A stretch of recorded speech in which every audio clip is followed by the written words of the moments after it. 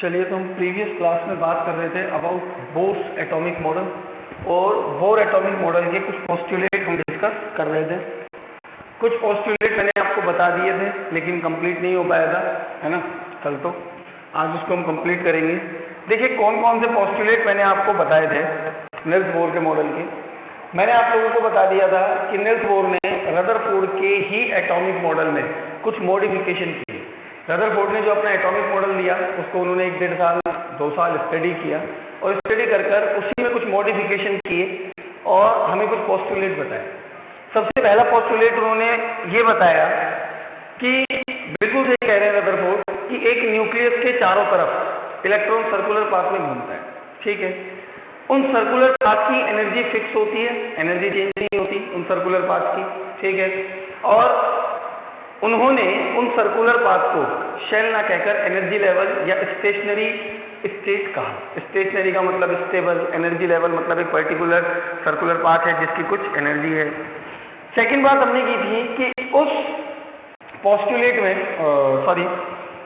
उस शेल में रहते हुए, एनर्जी लेवल में रहते हुए, कोई भी पर्टिकुलर एनर्जी लेवल में इलेक्ट्रॉन रह रहे हैं तो उस पर्टिकुलर एनर्जी लेवल के बराबर एनर्जी किसकी होगी? इलेक्ट्रॉन की।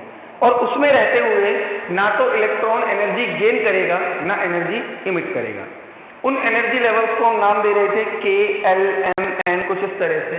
मैंने तुम लोगों को बताया था, इमेजिन करो न्यूक्लियस है, ये फर्स्ट सेल, ये इसके बाद second circular path, second energy level, ये थर्ड एनर्जी लेवल, ठीक है।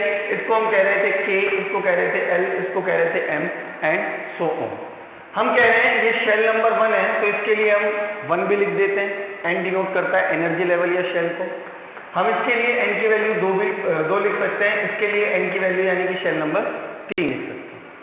मैंने तुम लोगों को एक्सप्लेन किया था कि इन शेल्स में इलेक्ट्रॉन की एक पर्टिकुलर एनर्जी रहेगी जो कि शेल की एनर्जी के बराबर होगी। तो ना तो इलेक्ट्रॉन एनर्जी इमिट करेगा ना एनर्जी रेडिएट करेगा।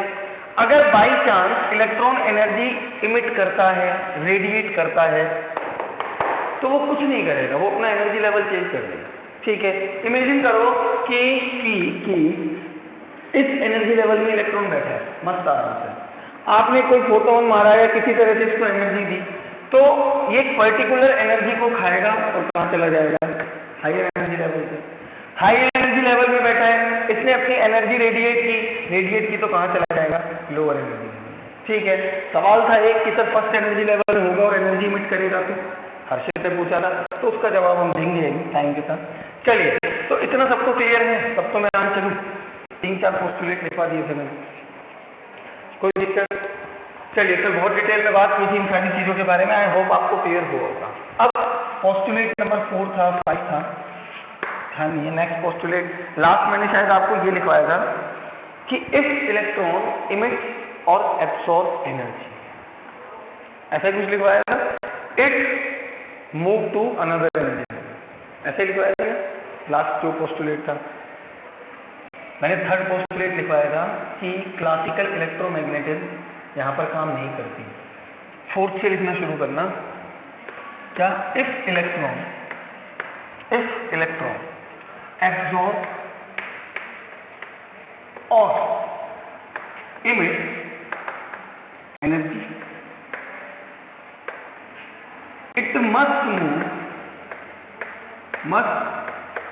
move to another energy level, ये बहुत इंपॉर्टेंट पॉइंट है। अभी मैं इतना सा करके इसको रोक रहा हूँ यहीं पे, इतना सा लिख के, इसको हम डिटेल में देखेंगे। एनर्जी अब्सॉर्ब करेगा तो क्या होगा, इमिट करेगा तो क्या होगा, है ना, इसको हम डिटेल में देखेंगे। Next point which is very very much important, मैंने आपको फर्स्ट पोस्टुलेट लिखवाया था कि एक न्यूक्लियस के चारों तरफ इलेक्ट्रॉन सर्कुलर पाथ में घूमता है जिनकी एनर्जी फिक्स होती है। रदरफोर्ड ने ऐसा कहा कि ये सर्कुलर पाथ ये भी हो सकता है, ये भी हो सकता है, ये भी हो सकता है, ये भी हो सकता है, ये भी हो सकता है, मतलब हो सकता है इन दोनों के बीच में कहीं हो। फिर अगला सर्कुलर पाथ है नील्स बोर के अकॉर्डिंग फिक्स है, लेकिन अकॉर्डिंग टू रदरफोर्ड इन दोनों के बीच में कहीं हो। अब नील्स बोर से सवाल पूछा गया कि आप कह तो रहे हो कि एक फिक्स्ड पाथ होता है, वो पाथ होता कौन सा है? वो पाथ आपको यहाँ मिलेगा कि आपको यहाँ मिलेगा कि आपको यहाँ मिलेगा, वो पाथ कहाँ मिलेगा? तो रदरफोर्ड ने इसका बड़ा खूबसूरत सा जवाब दिया। सुनना क्या कहा रदरफोर्ड ने, नील्स बोर ने, लिखना कि इलेक्ट्रॉन कैन रिवॉल्व। भाई हमको ये पाथ भी तो डिफाइन करने पड़ेंगे। अरे गेटिंग दिस ना, व्हाट आई वांट टू से कि एक न्यूक्लियस के चारों तरफ इलेक्ट्रॉन गोल गोल गोल गोल गोल गोल गोल घूम रहे हैं। तो उनसे सवाल पूछा, ये फिक्स पाथ आप जो बता रहे हो एनर्जी के, ये है कौन से? ये यहाँ एग्जिस्ट करेंगे कि यहाँ करेंगे कि यहाँ करेंगे या यहाँ करेंगे, बताइए। तो इन्होंने इसका जवाब दिया। क्या जवाब दिया? सुनना ध्यान से। इलेक्ट्रॉन कैन रिवॉल्व, लिखना है साथ में, electron can revolve only on those circular paths,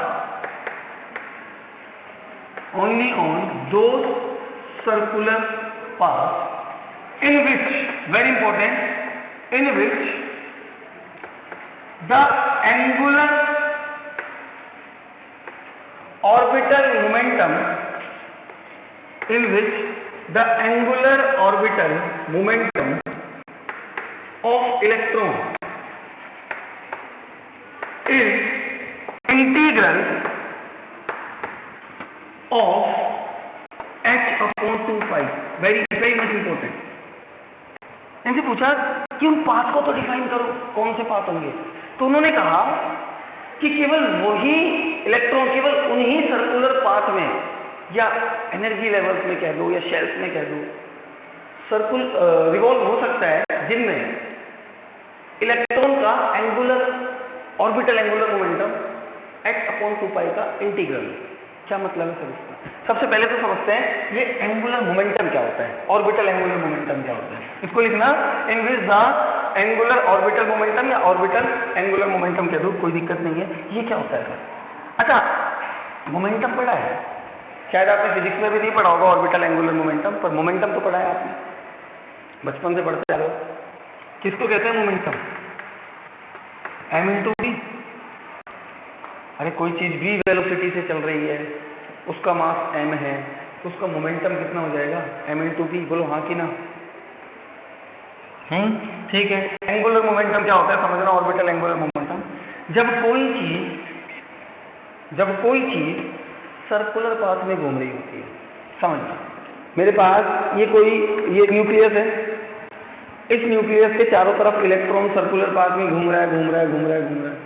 हमने कहा इसका मास कितना है m, इसकी वेलोसिटी होगी कुछ ना कुछ, हमने कहा इसकी वेलोसिटी कितनी है v, तो हम इसका मोमेंटम निकाल सकते हैं m इंटू वी।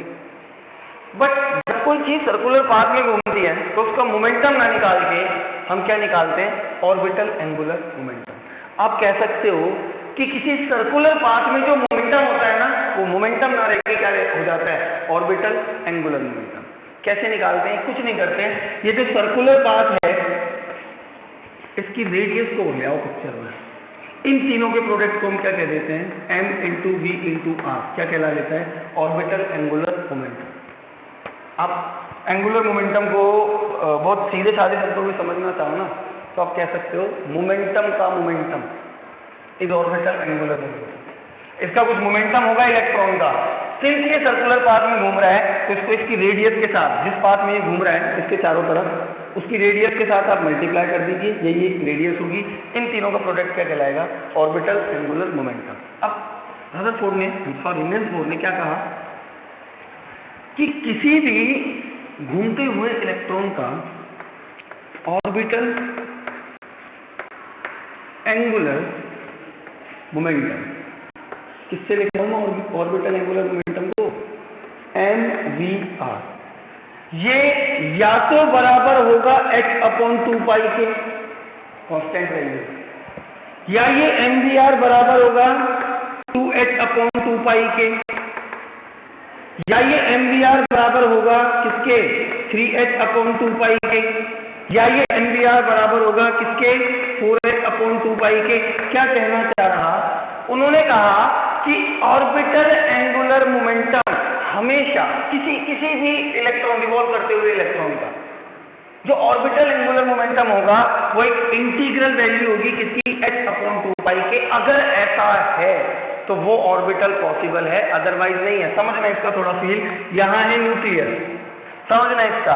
एक पर्टिकुलर वैल्यू किसके बराबर आएगी, h/2π के, मान लो वो वैल्यू यहाँ है। एक पर्टिकुलर वैल्यू किसके बराबर आएगी, 2h/2π के, मान लो वैल्यू यहाँ है, ठीक है। एक इंटीग्रल वैल्यू होगी, मतलब हमने कहा कि इसका हमने एंगुलर मोमेंटम निकाला, इस सर्कुलर पाथ का, इस सर्कुलर पाथ का हमने एंगुलर मोमेंटम निकाला और वो कितना निकल के आया, h/2π। इस सर्कुलर पाथ का एंगुलर मोमेंटम निकाला, कितना निकल के आया, 2h/2π। अब ऑर्बिटल या तो ये पॉसिबल है या ये पॉसिबल है, इसको कहते हैं quantization condition of Bohr's model या ऑफ एनर्जी लेवल्स, आप ऐसा कह सकते हो। मतलब ये जो एनर्जी लेवल्स है ना, ये क्वांटाइज्ड है। क्वांटाइज का मतलब समझते हो, क्वांटाइज का क्या मीनिंग होता है, कि एनर्जी लेवल क्वांटाइज्ड है। क्या क्वांटाइज का मतलब समझते हैं आप लोग? चलो, कभी टैक्सी वगैरह में बैठे हो, टैक्सी में, ऑटो में, जो अपने आप से नहीं चलते, मीटर वाले जो ऑटो वगैरह होते हैं, टैक्सी वगैरह होते हैं, है ना। तो हाँ, अब वहाँ पर क्या होता है, वहाँ पर क्या होता है समझना। जब आप टैक्सी में बैठे हो या ऑटो में बैठे हो, तो वो जो उसका मीटर होता है ना, किसका पैसे बताते हैं, वो शुरू होता है 1 रुपये से, फिर जाता है 2 पर, फिर जाता है 3 पर, फिर जाता है 4 पर, फिर जाता है 5 पर, फिर जाता है 6 पर, मतलब बीच में 1 से 2 के बीच में 1 रुपया 10 पैसा, 1 रुपया 20 पैसा, 1 रुपया 30 पैसा गायब, यहाँ से गायब, यहाँ से गायब, बस इसी को क्वांटाइजेशन कहते हैं। हाँ, बहुत सीधे सीधे शब्द हैं। क्वांटाइजेशन मतलब फिक्स वैल्यू, इंटीग्रल वैल्यू आ रही है, 1 2 3 4 5 6 7 8, बीच के गायब है यहाँ पे, यहाँ भी सेम है। h/2π है 1.2h/2π, 1.3h/2π, ये पॉसिबल वैल्यूज नहीं हो सकती एंगुलर मोमेंटम की। अगर आपकी ऐसी कोई वैल्यू आ गई, दैट मींस वो एनर्जी लेवल हो ही नहीं सकता। एनर्जी लेवल हमेशा क्वांटाइज होते हैं, साफ साफ कहीं होंगे। क्वांटाइजेशन कंडीशन कहते हैं इसको, निल्स बोर की, ठीक है। क्या कहते हैं इसको, quantization condition, quantization condition of Bohr's model, Bohr's model. और यू कैन राइट आल्सो कि एनर्जी लेवल्स आर क्वांटाइज होते हैं, इंटीग्रल वैल्यू होती है इनमें एंगुलर मोमेंटम की। ये इतना इंपॉर्टेंट एक्सप्रेशन है, तुम्हें बताऊं मैं सबसे, कि अगर मैं आज के बाद कोई भी तुमसे बोले ना बोर मॉडल, तो तुम्हारे दिमाग में सबसे पहले आना चाहिए MVR is equals to h/2π और 2h/2π और 3h/2π और 4h/2π। यहाँ तक ये 1 2 3 4 है क्या, एक्चुअली में ये जो लिखा है ना मैंने 1 2 3 4, ये बताते हैं किसको, एनर्जी लेवल को या शेल नंबर को। किसको बताते हैं, एनर्जी लेवल और शेल नंबर, ठीक है। तो मैं क्या इस एक्सप्रेशन को कुछ इस तरह लिख सकता हूं कि किसी सर्कुलर पाथ में रिवॉल्व होते हुए इलेक्ट्रॉन का ऑर्बिटल एंगुलर मोमेंटम MVR बराबर होना चाहिए NH/2π। क्या मैं ऐसा लिख सकता हूं, बोलना भाई सब, क्या मैं ऐसा लिख सकता हूं, MVR is equal to NH/2π, where N is the number of shell. अब आप आराम से बता सकते हैं कि फर्स्ट शेल का ऑर्बिटल एंगुलर मोमेंटम कितना होगा, h/2π, सेकंड का 2h/2π, कट जाएगा तो h/π आ जाएगा, थर्ड का 3h/2π, फिर 4h/2π एंड सो ऑन, ठीक है। एक इंटीग्रल वैल्यू आएगी आपके पास। नोट करो इसको अपनी कॉपी में फटाफट, नोट करो।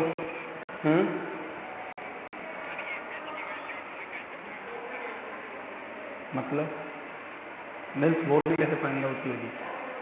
अच्छा, प्लांक में बेटा दुनिया भर के एक्सपेरिमेंट किए गए थे, कभी और बात करेंगे उसके बारे में, हम ते पढ़ते हैं। कभी इसकी बात चल रही हो तो पूछना।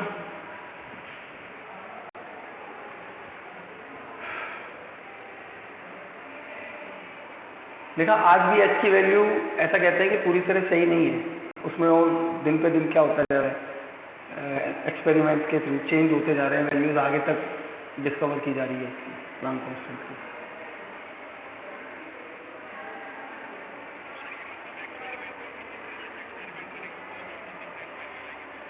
नहीं, ऐसा नहीं है, जितने ज़्यादा एक्सपेरिमेंट करेंगे उतने ज़्यादा डिफरेंस वैल्यू आएगी। अब कोई एक बार में सही आ गया तो क्यों डिफरेंट आएगी वैल्यू? वो तो मिल रही है हमें भाई, थोड़ा थोड़ा डिफरेंस देखने को मिल रहा है, प्रूव करना पड़ेगा कि हाँ यही वैल्यू होती है।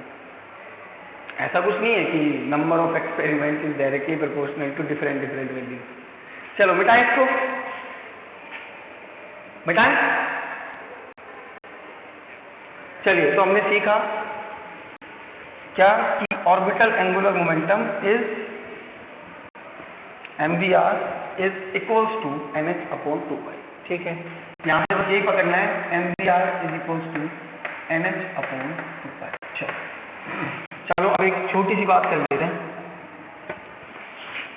कभी हाथ में धागा बांध के और धागे को पत्थर से बांध के घुमाया है, इस तरह से घुमाया है, बॉल को घुमाया है, जो भी घुमाया तुमने, क्या आप जानते हैं कि उस पत्थर को आपके हाथ के उंगली के चारों तरफ घूमने के लिए एक फोर्स की रिक्वायरमेंट होती है। उस फोर्स को हम सेंट्रीपिटल फोर्स कहते हैं। क्या कहते हैं उस फोर्स को? Centripetal force. ठीक है, वहां जो सेंट्रीपिटल फोर्स किसी भी ऑब्जेक्ट को, कोई भी ऑब्जेक्ट जब किसी पर्टिकुलर ऑब्जेक्ट के चारों तरफ सर्कुलर मोशन करता है ना, इस तरह से, तो उसको एक फोर्स रिक्वायर्ड होता है। अगर आपने लॉज ऑफ मोशन पढ़े हैं तो आई थिंक आपने इस फोर्स के बारे में पढ़ लिया होगा, सेंट्रीपिटल फोर्स कहते हैं उसको। आप जब पत्थर बांध के या बॉल बांध के हाथ में घुमा रहे हो तो उसको वो सेंट्रीपिटल फोर्स किससे मिल रहा है? टेंशन से। आपके हाथ और उसके बीच में जो टेंशन है उससे मिल रहा है। जैसे एक एग्जांपल देते हैं आपको नेचुरल, अर्थ सन के चारों तरफ घूम रही है, तो अर्थ को सन के चारों तरफ घूमने के लिए फोर्स की रिक्वायरमेंट होती है, उसको भी हम सेंट्रीपिटल फोर्स कहते हैं। अर्थ को वो सेंट्रीपिटल फोर्स कहां से मिल रहा है? ग्रेविटेशन फोर्स से। ग्रेविटेशन फोर्स लगता है ना अर्थ और सन के बीच में, तो उसको वहां से मिल रहा है। तो हर ऑब्जेक्ट को सर्कुलर मोशन में घूमने के लिए एक फोर्स की रिक्वायरमेंट होती है जिसको हम सेंट्रीपिटल फोर्स कहते हैं। क्या कहते हैं? Centripetal force. सुनना थोड़ा सा, वैसे तुम इसको बहुत अच्छे से पढ़ लोगे लॉज ऑफ मोशन में। सेंट्रीपिटल फोर्स इसको अपन लिख रहे हैं EC से, और किसी भी ऑब्जेक्ट के लिए सेंट्रीपिटल फोर्स किसके बराबर होता है? mv²/r। m उस ऑब्जेक्ट का मास है जो सर्कुलर पाथ में घूम रहा है, v उस ऑब्जेक्ट की वेलोसिटी है जिस वेलोसिटी से वो घूम रहा है, डिवाइडेड बाय r उस सर्कुलर पाथ का रेडियस। तो जैसे अब ये, हाँ बोलो, सेंट्री, तो बेटा वो तो बराबर हो जाते हैं ना, तभी तो घूम रहा है ना वो चारों तरफ। सेंट्रीपिटल फोर्स ही बोलते हैं बेटा इसको, mv²/r। सेंट्रीपिटल ही है बेटा, है ना। डिफरेंट चीज कैसे होती है? अच्छा, तो सेंट्रीपिटल फोर्स का क्या फॉर्मूला होता है फिर? गलत याद है, एक बार गूगल कर लेंगे, एक बार गूगल कर लेंगे। ठीक है, चलो आते हैं सेंट्रीपिटल फोर्स किसके बराबर होता है? mv², मैं भी चेक कर लूंगा एक बार, mv²/r के। ठीक है, centripetal force the force required to circulate in a circular motion या circular path, revolve to a circular path.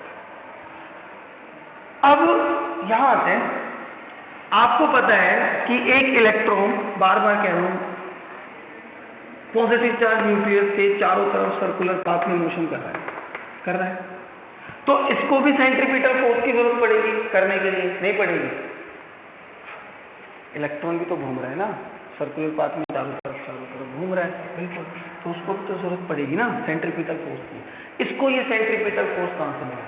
तो सुनना ध्यान से, एक घूमते हुए इलेक्ट्रॉन को सेंट्रीपिटल फोर्स मिलता है इन दोनों के attraction.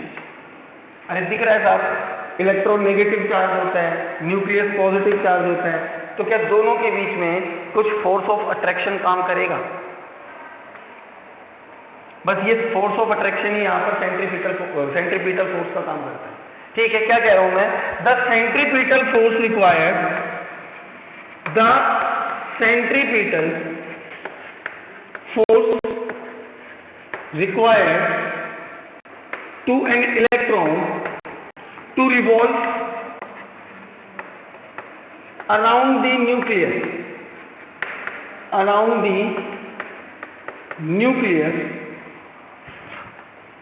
is provided by the force of attraction between the electron and its nucleus। कि ये सेंट्रीपिटल फोर्स मिला कहाँ से? सर ये सेंट्रीपिटल फोर्स मिला इस इलेक्ट्रॉन और इस न्यूक्लियस के अट्रैक्शन से। ये जो mv²/r है ना, ये कहाँ से मिले इसको? इस इलेक्ट्रॉन और इस न्यूक्लियस के फोर्स ऑफ अट्रैक्शन से। मेरी बात समझ पा रहे हैं आप लोग? अब सर ये फोर्स ऑफ अट्रैक्शन कौन सा फोर्स ऑफ अट्रैक्शन है? Electrostatic force of attraction. बोलो हाँ है ना? एक नेगेटिव चार्ज स्पीसी, एक पॉजिटिव चार्ज स्पीसी, उनके बीच में कौन से अट्रैक्शन लगेंगे? इलेक्ट्रोस्टैटिक। इसको और अच्छे से लिखना, is provided by the electrostatic force of attraction, electrostatic force of attraction between electron and nucleus. भाई अर्थ को वो फोर्स मिल रहा ग्रेविटेशन से, है ना? हमारे हाथ में कोई चीज हम घुमा रहे बांध के, वो फोर्स मिल रहा है किससे? सेंट्रीपिटल फोर्स, टेंशन से। हाथ और उस पत्थर के बीच में जो टेंशन डेवलप हो रहा है ना, यहाँ पर वो फोर्स ऑफ अट्रैक्शन से। कौन से फोर्स ऑफ अट्रैक्शन से? इलेक्ट्रोस्टैटिक फोर्स ऑफ अट्रैक्शन से। क्या मैं ऐसा लिख सकता हूं कि सेंट्रीपिटल फोर्स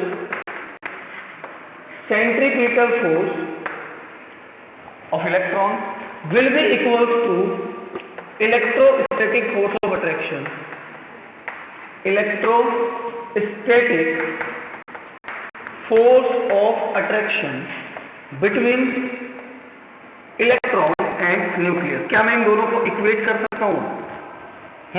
कि जो सेंट्रीपिटल फोर्स मिलेगा वो कहां से मिलेगा? Electrostatic force of attraction. बोलो यहां तक बात समझ में आती है तुम लोगों को? बोलना जरा। ठीक है, अच्छा उस पर भी कुछ ना कुछ लगेगा अट्रैक्शन से, कम लगेगा तो कुछ ना कुछ। देखो जरा देखो यहाँ पे, अभी मैं 1 मिनट समझाता हूँ, आउटर का भी समझाता हूँ। पहले एक बात बताओ, इलेक्ट्रॉन और न्यूक्लियस के बीच में कैसे निकाल सकते हैं electrostatic force of attraction?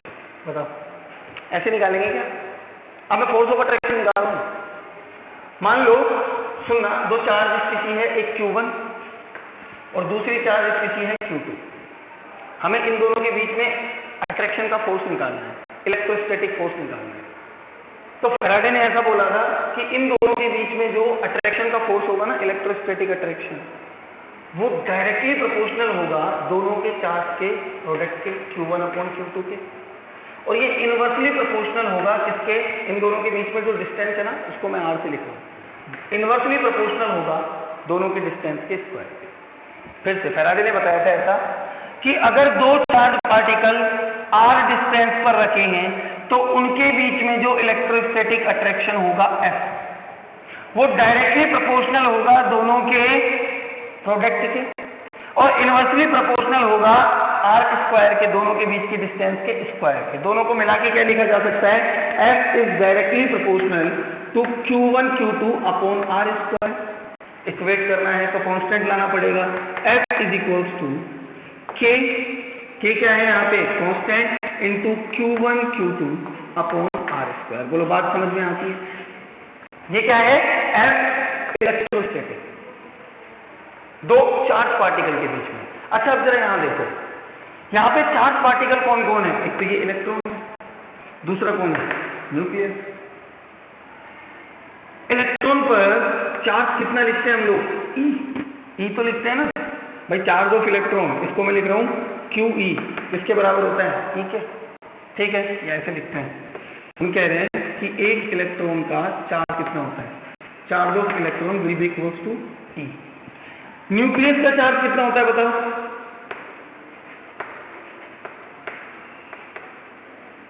Nucleus का चार्ज कितना होता है? मान लो एक न्यूक्लियस में 0 होता है न्यूक्लियस का चार्ज। वाह सवाल, मैं तो केवल न्यूक्लियस का चार्ज पूछ रहा हूं, I am not talking about atom. मान लो किसी न्यूक्लियस के अंदर 5 प्रोटॉन्स हैं, मान लो, हाँ तो वो पॉजिटिव कितना? मान लो किसी न्यूक्लियस के अंदर 5 प्रोटॉन्स हैं, 5e, वेरी गुड। अगर किसी न्यूक्लियस के अंदर Z प्रोटॉन है तो कितना चार्ज हो जाएगा उसका? Z into E। अरे एक प्रोटॉन का चार्ज भी तो E के बराबर होता है, वैल्यू साइन ही तो चेंज होता है, बस E के बराबर होता है। अब न्यूक्लियस के अंदर जितने प्रोटॉन होंगे उससे मल्टीप्लाई कर दो E को, और उसका एक इलेक्ट्रॉन के साथ क्या निकाल रहे हैं? अट्रैक्शन निकाल रहे हैं। तो क्या मैं एक एटम के लिए एक इलेक्ट्रॉन और उसके न्यूक्लियस के बीच में फोर्स ऑफ अट्रैक्शन को ये लिख दूं कि electrostatic force of attraction between nucleus and electron is equals to K, where K is a constant, ZE into E upon R square, और you can say ZE square upon R square लिखा जा सकता है।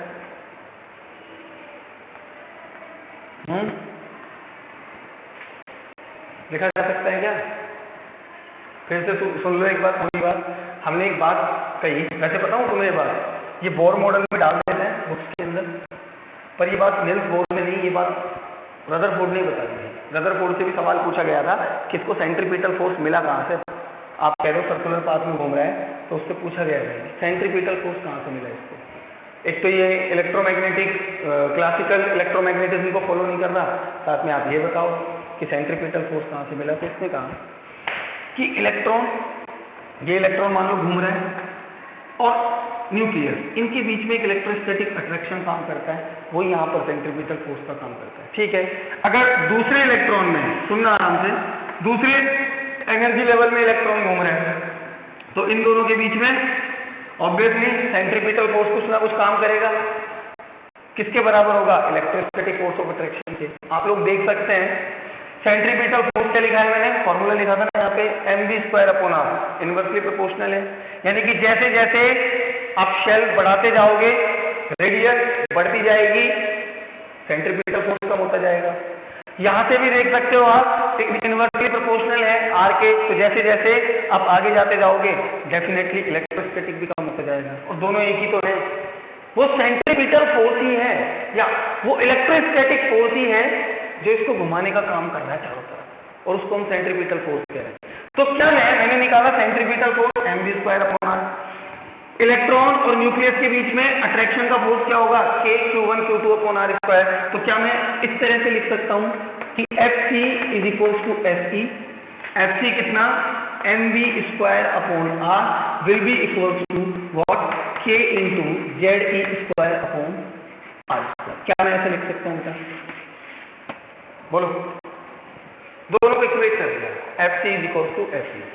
कुछ याद रहे Bohr model में से ना रहे, एक तो ये एक्सप्रेशन और एक ये एक्सप्रेशन, ये दोनों अपने दिल और दिमाग में बसा लेंगे। ठीक है, बाकी सब चाहे भूल जाओ, कोई प्रॉब्लम नहीं है मुझे। सवाल इन्हीं से करना है, सवाल इन्हीं से करना है, इक्वेशंस बनाएंगे इन्हीं से बनाएंगे। फर्स्ट कि ऑर्बिटल एंगुलर मोमेंटम h/2π का इंटीग्रल होगा।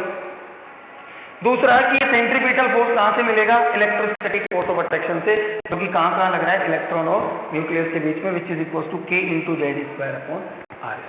ठीक है, यहाँ पर लिख लेना k इज अ कांस्टेंट, इसकी वैल्यू लिखवा देंगे आपको। k क्या है? कांस्टेंट। ठीक है, Z क्या होगा? Number of proton. ठीक है, और यू कैन से एटॉमिक नंबर, सही है ना? You can say atomic number. Here E is the charge of electron and one proton, and R is the radius, or you can say distance between nucleus and electron. तो note करो अपनी copy में सारी चीजें फटाफट से, और फिर इसकी कुछ मैथमेटिक्स पढ़ते हैं, कुछ कैलकुलेशंस करते हैं हम लोग, फटाफट नोट करो।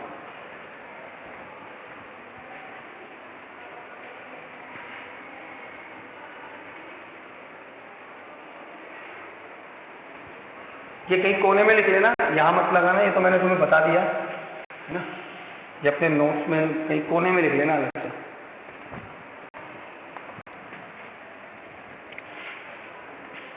अभी क्या तुमने फिजिक्स इतनी नहीं पढ़ी है, जिस वजह से थोड़ा अटपटा भी लग रहा होगा। बाकी एक टर्म तुम बार बार पढ़ते हो फिजिक्स में, सेंट्रीपिटल फोर्स, अट्रैक्शन के फोर्सेस जो होते हैं, अपोजिट चार्जेस के बीच में, सेम चार्जेस के बीच में जो रिपल्शन के फोर्सेस होते हैं, वो सब पढ़ते हो।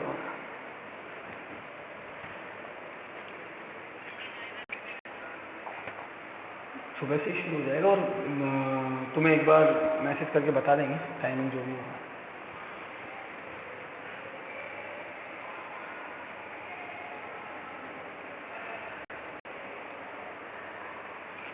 यस बेटा, उनके लिए क्या है, मतलब कोई स्कीम पूछ रहा है?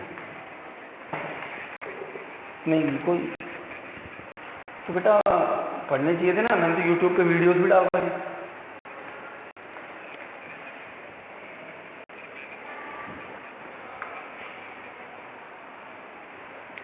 हो गया बेटा?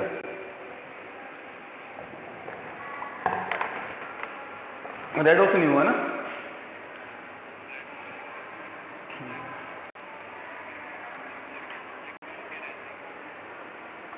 थोड़ा बहुत पढ़ने की कोशिश करिए, रेड ऑफ भी डाल रखा है मैंने, ऑक्सीडेशन नंबर वगैरह निकालना तो सीख ही लिए, ज़्यादा नहीं। चलिए, नोट किया सबने?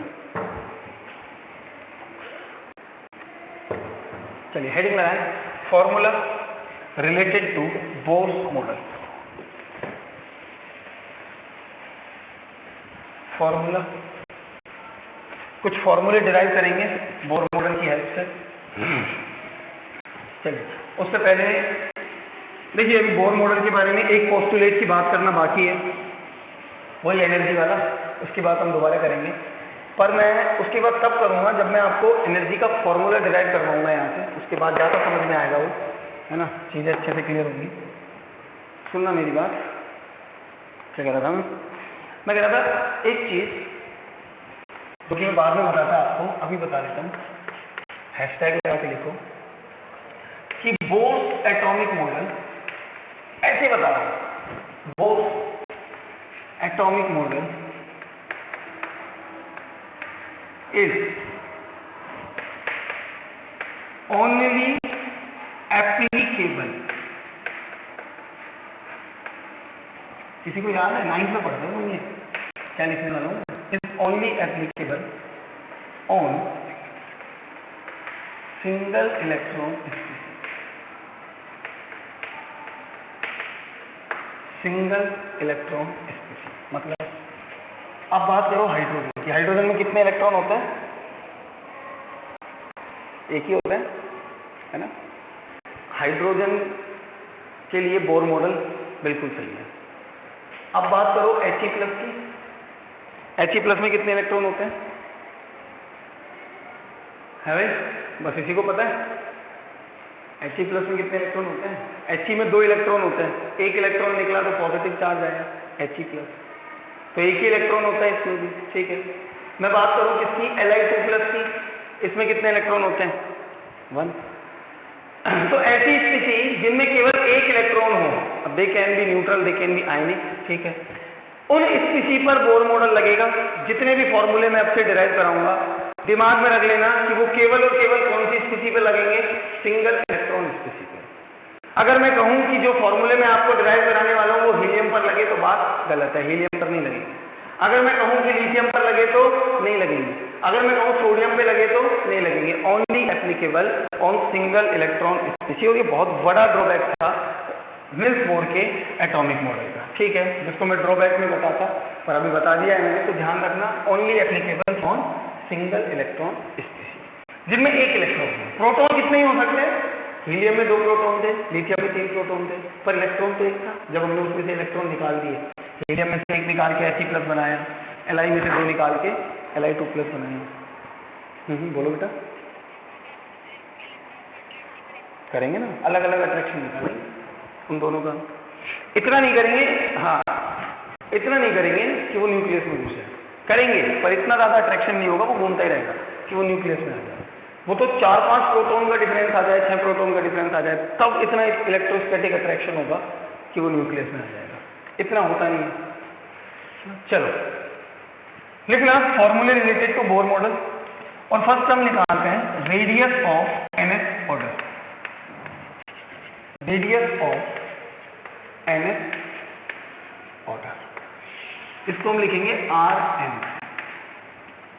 उन्हीं 2 पोस्टुलेट का यूज करेंगे जो आज की क्लास में हम लोगों ने पढ़े, जल्दी से देख लेना।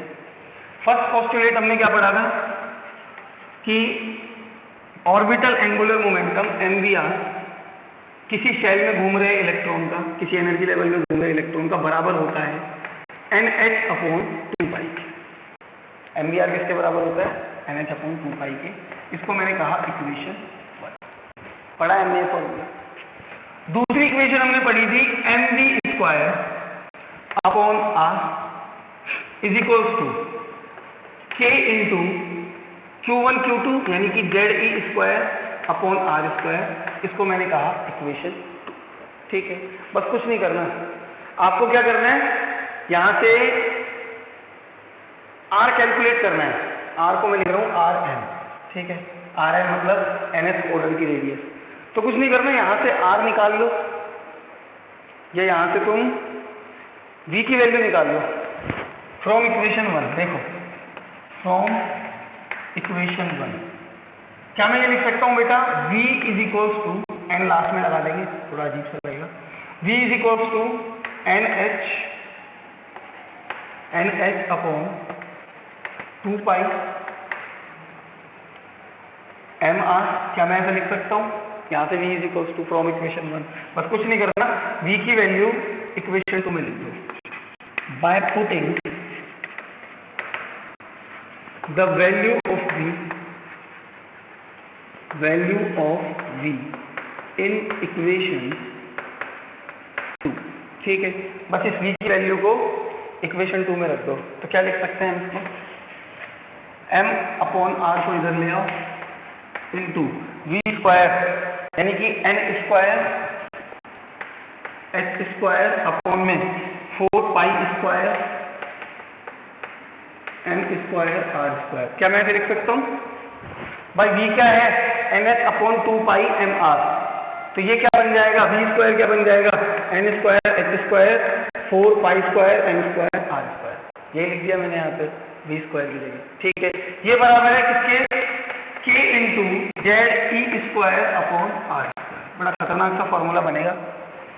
यहाँ पर जो कैंसिल हो रहा है उसको कैंसिल कर दो, r से r² मर रहा है, और कुछ कैंसिल हो रहा है क्या यहाँ पे, नहीं हो रहा ना, बस और तो कुछ कैंसिल नहीं हो रहा, m कैंसिल हो रहे हैं, एक m से एक m कैंसिल हो रहे हैं। ठीक है, यहाँ से निकाल दो r इज इक्वल टू क्या लिखा जा सकता है, n² h² अपॉन में k इंटू ZE², ये आ जाएगा इधर 4 पाई स्क्वायर m। लिख सकते हैं ऐसा, बोलो समझ में आता है। अरे r को इधर ले जाओ, क्रॉस मल्टीप्लिकेशन कर दो, k इंटू ZE² इधर आ जाएगा।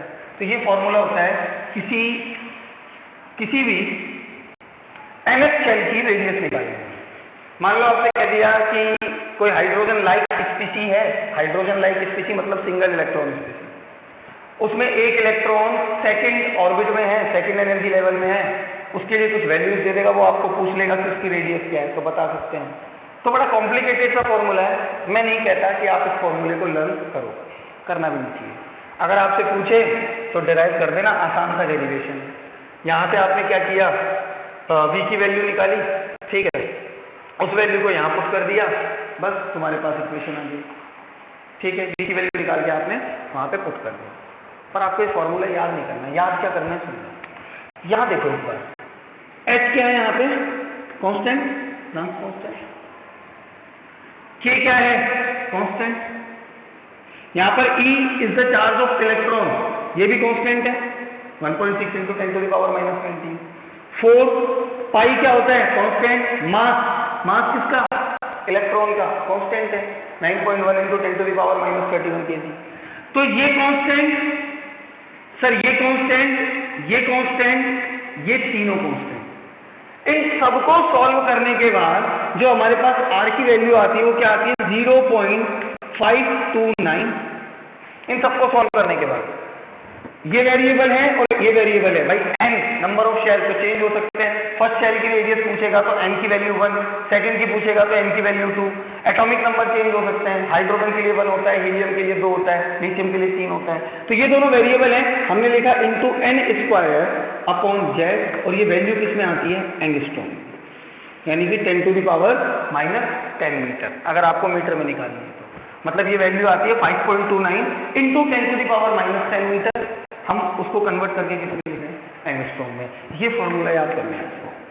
सारे कांस्टेंट की वैल्यू रखने के बाद हमारे पास क्या आएगा, 0.529 into n square upon z angstrom, and this is the formula for nth order nth shell, nth order लिख दिया nth radius of nth energy level या nth shell, ऑर्डर कुछ और ध्यान रखना, एनर्जी लेवल, ठीक है। तो इस तरह से आप nth शेल का रेडियस कैलकुलेट कर सकते हो। इसके कुछ और फॉर्मूले ड्राइव करेंगे हम, बट वो कल की क्लास में। अगर आप में से कोई लेट आया था तो अपने नाम बता देना।